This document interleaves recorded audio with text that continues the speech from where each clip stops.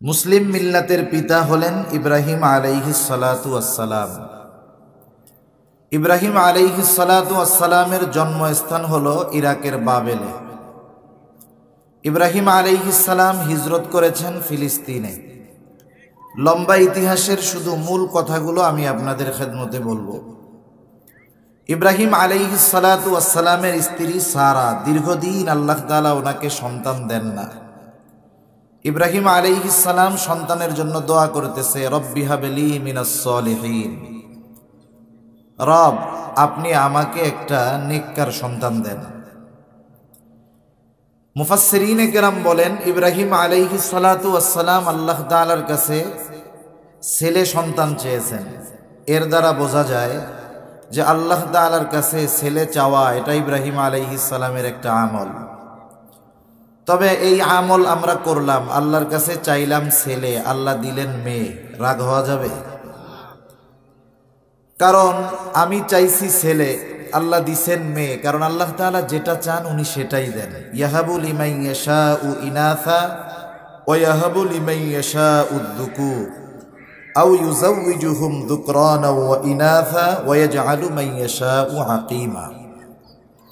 আল্লাহ তাআলা যাকে চান ছেলে দেন, যাকে চান মেয়ে দেন, যাকে চান উভয়টা দেন, যাকে চান কোনোটাই দেন না। ইব্রাহিম আলাইহিস সালাতু ওয়াস সালামের সন্তান হয় না।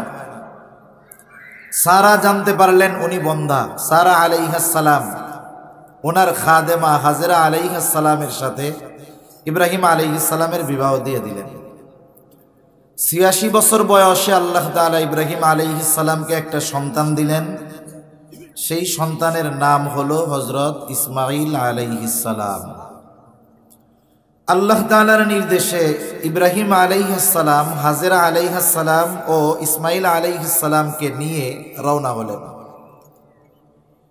পথ চলা শুরু করলেন সুদূর ফিলিস্তিন থেকে।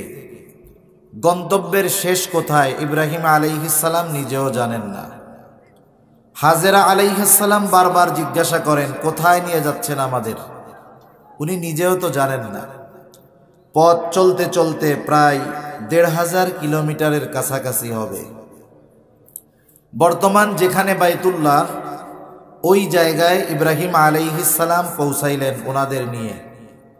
আর আল্লাহ তাআলা জানিয়ে দিলেন এটাই হলো আপনার গন্তব্য। ওই সময় বাইতুল্লাহর ওই জায়গাটা শুধু বালুর ডিবির মতো একটু উঁচু ছিল। নূহ আলাইহিস সালামের মহাপ্লাবনের পরে ওইটার আর সংস্কার করা হয় নাই। যখন ইব্রাহিম আলাইহিস সালাম কিছু খেজুর আর পানি দিয়ে উনি চলে আসবেন, হাজেরা আলাইহিস সালাম জিজ্ঞাসা করতেছে, এই নির্জন মরুভূমির মধ্যে আমাকে আর এই শিশু বাচ্চাকে রেখে যাচ্ছেন? এটা কি আপনার সিদ্ধান্ত না আল্লাহ তাআলার সিদ্ধান্ত? ইব্রাহিম আলাইহিস সালাম জবাব দিলেন, এটা আল্লাহ তাআলার সিদ্ধান্ত। হাজেরা আলাইহিস সালাম তখন বললেন, এটা যদি আল্লাহ তাআলারই সিদ্ধান্ত হয় তাহলে আল্লাহই আমার আর আমার এই সন্তানের জন্য যথেষ্ট। যেহেতু খাবার পানি কম শেষ হয়ে গেছে, মা যদি খানা না পায়, খাবার না খায়, বাচ্চাও দুধ পাবে না। ইসমাঈল আলাইহিস সালাতু ওয়াস সালাম দুধের কষ্টে কান্না করতেছেন। শিশু বাচ্চা দুধের যন্ত্রণায় কাঁদে, এই কষ্ট পুরুষকে ওয়াজ করে বোঝানো যাবে না। এই কষ্টটা একজন মা অনুধাবন করতে পারে। পানির সন্ধানে হাজেরা আলাইহিস সালাম সাফা মারওয়ায় ৭ বার দৌড় দিছেন। ইতিমধ্যে আল্লাহ সুবহানাহু ওয়া তাআলা জিবরাইল আলাইহিস সালামকে পাঠায়া দিলেন। শিশু ইসমাঈল আলাইহিস সালামের পায়ের আঘাতে জমজম কূপ সৃষ্টি হলো। উনি আইসা দেখেন আল্লাহ তাআলার কুদরতি কূপ, পানি উতলিয়ে পড়তেছে, চতুর্দিকে উনি ঘিরে দিলেন। ওই পথে বহুত বণিকেরা যাতায়াত করে, কিন্তু ওখানে তো পানির কোনো অস্তিত্ব নাই। একদল বণিক দেখতে পাইল আকাশের উপরে পাখি চক্কর খাচ্ছে, ঘুরতেছে, তার মানে নিচে পানি আছে।